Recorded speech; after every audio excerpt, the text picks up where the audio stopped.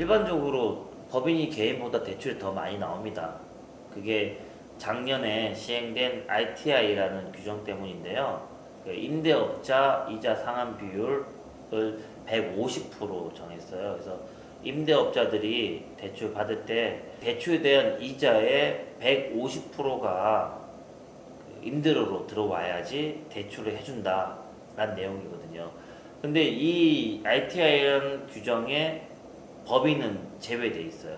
그러다 보니까 법인들은 예전하고 똑같이 70% 정도 또는 그 이상 대출을 받아가지고 매입을 하고 있고, 그러다 보니까 법인들이 이제 매입하기 좋은 시장이 돼 있는 거죠.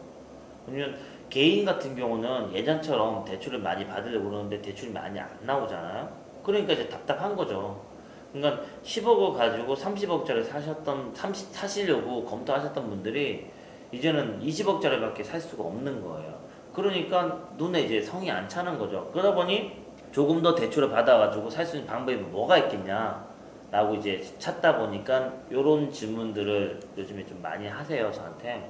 법인으로 매입을 하셔가지고 대출을 많이 받아가지고 건물을 사는 걸 이제 검토하시면서 같이 체크하셔야 되는 게, 설립한 지 5년 미만의 법인이 부동산 취득하면은 취득세가 중과가 돼요. 일반적으로 이제 취득을 하실 때는 4.6% 정도 취득세를 내거든요. 근데 이렇게 5년 미만의, 설립한 지 5년 미만의 법인이 부동산 취득하면은 9.4%를 내요. 그러니까 이제 중과되는 퍼센테이지가 4.8%를 더 내야 되는 거죠.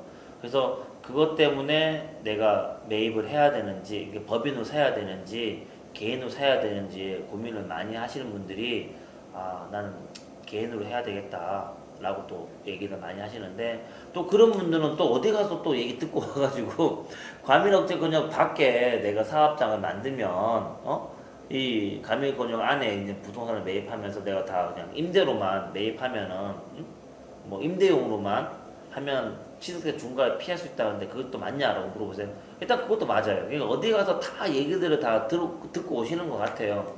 근데 그러면 이제 사용하시는 면적은 없이 다 임대를 주셔야 되는 거는 있죠. 근데 어쨌든 중과는 피할 수 있다라는 거고, 그래서 중과를 맞으면서 법인으로 계속 그냥 매입을 하겠다라는 분들도 꽤 있어요. 그 이유가 뭐냐면은, 내가 지금 30억짜리 살 수 있는 게 10억 있고 20억 대출 나오면 30억짜리 사는데, 지금 대출이 안 나오니까 30억짜리 못 사시잖아요. 근데 내가 취득세 더 내는 퍼센테이지는 4.8%란 말이에요. 근데 1년에 5%씩 이 빌딩 가격이 올라준다고 생각하면 이 30억짜리가 1년 지나면 31억 5천이 되는 거잖아요. 그죠? 근데 그러면 또 1년만 내가 갖고 있으면은 내가 중과에서 더 내는 취득세 4.8%는 어차피 내가 10억을 딴 데 벌어가지고 30억짜리를 살려면 몇 년이 더 걸리는데, 차라리 취득세 중과 되는 거 좀 더 내고 법인을 내가 설립해가지고 매입을 하고 1년만 갖고 있으면 되는 거 아니냐라고 생각하시는 분도 꽤 많아요. 예, 근데 뭐 이렇게 사든 저렇게 사든 다 다양한 자기만의 방법으로 매입을 하시는데, 중요한 건 개인하고 법인하고 취득할 때도 다르지만 보유 기간 중에도 다르고 나중에 양도할 때도 다르다는 걸 다 알고 감안하고 검토하셔야 되는 거죠. 일단은 보유 기간 중에 우리가 이제 적용받는 게 재산세잖아요. 재산세 같은 경우는 똑같아요. 양쪽이 내는 거 똑같은데, 임대료를 받아가지고 내는 소득세 같은 경우는, 개인은 임대료를 받아가지고 종합소득세 이제 대상자가 되는 거거든요. 그 종합소득이라는 게 근로소득 아니면 뭐 금융소득 뭐 이런 등등 기타 소득까지 다 합산이 돼가지고 내는 거예요. 그래서 자기가 뭐 한 연봉 3억 4억 되는 어떤 뭐 고연봉자다라고 하면은 그 위에 자기가 받는 임대료가 올라가는 거죠. 그러면은 뭐 누진세율 적용이 되니까 뭐 반이 이제 세금으로 다 나가는 거예요. 근데 법인 같은 경우는 누진세율 적용되는 게 아니라 법인 소득세 내는데 이게 단위세율이거든요. 그러니까 법인의 이제 순이익이, 단기 순이익이 2억 이상이면은 20%로 내는 대상 법인이고요. 2억 미만이면은 10%만 내면 돼요. 근데 지금 30억짜리에서 50억짜리 사는 이런 개인들이 법인으로 해서 삽니까? 아니면 뭐 개인으로 삽니까? 라고 물어보시다 보니까 그분들이 살 수 있는 금액의 빌딩에서 나오는 임대료는 한 달 해봐야 뭐 1,000만 원에서 한 1,500만 원 정도? 뭐 많아야 2천이에요. 근데 이걸 1년 동안 해가지고 계산 두들겨 보면은 2억이 안 넘어요. 그러면 이분들은 뭐 법인 단위세율 적용을 받아가지고 10%만 법인 소득세 내시면 된단 말이에요.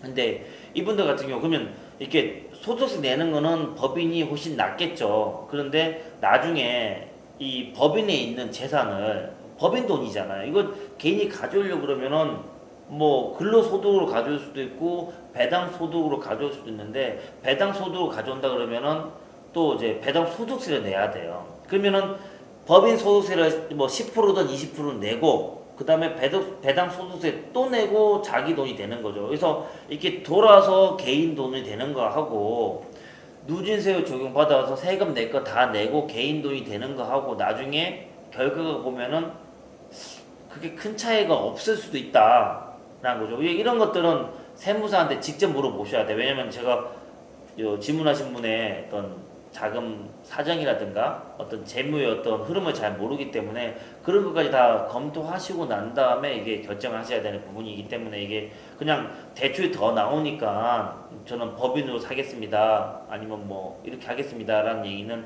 특별히 아닌 것 같고요. 그리고 양도하실 때 좀 달라요. 양도하시면 양도소득세 내잖아요. 법인은 당연히 법인 소득세 내는 거고 개인 같은 경우는 양도소득세 내는 게 종합소득세 내는 것처럼 누진세율 적용이 되는데 법인은 똑같이 법인 소득세니까 아까 말씀드린 10%든 20%든 이게 단위세율 적용을 받는데 양도 차익은 대부분 2억이 넘을 거란 말이에요. 그러니까 이제 20% 법인 소득세 내실 것 같은데 거기에 약간 차이는 뭐냐면은 개인 같은 경우는 장기 보유 특별공제라고 해서 양도 차익에서 어느 정도 공제를 좀 받아요. 법인 같은 경우는 장기 보유 특별공제를 못 받아요. 예. 그러다 보니까 이제 그냥 양도 차익에서 다 양도세 계산에 납부를 하는 거죠. 그리고 또 그게 또 법인 돈이잖아요. 그러면 또 배당해가지고 또 받아야 돼요. 그러니까 이렇게 돌고 들어오나 바로 오나 이 차이에서 어떤 것들이 더 많이 남고 절세가 되는지를 정확하게 판단하시고 난 다음에 법인으로 살지 개인으로 살지 이렇게 보셔야 돼요. 질문자님한테 제가 드리고 싶은 얘기가 뭐 이 내용이고요. 어쨌든 대출은 법인이 더 잘 나옵니다. 대출을 많이 받아서 매입하시는 게 목적이시면은 법인을 설립하셔가지고 건물 이제 일단 매입을 하시는 것도 괜찮은 방법이고요. 그거랑 플러스 해가지고 세무적인 것까지도 같이 검토를 해보시고 종합적으로 판단하시면은 좋을 것 같습니다. 그리고 뭐 다음에 계속 이런 질문들을 해주시면은 제가 뭐 답변을 좀 드리고 할게요. 그리고 이 정보가 좀 유익하셨으면은 좋아요 눌러주시고요. 뭐 계속 구독을 원하시면은 구독 그리고 알림 이렇게 설정해 주시면 좋아요.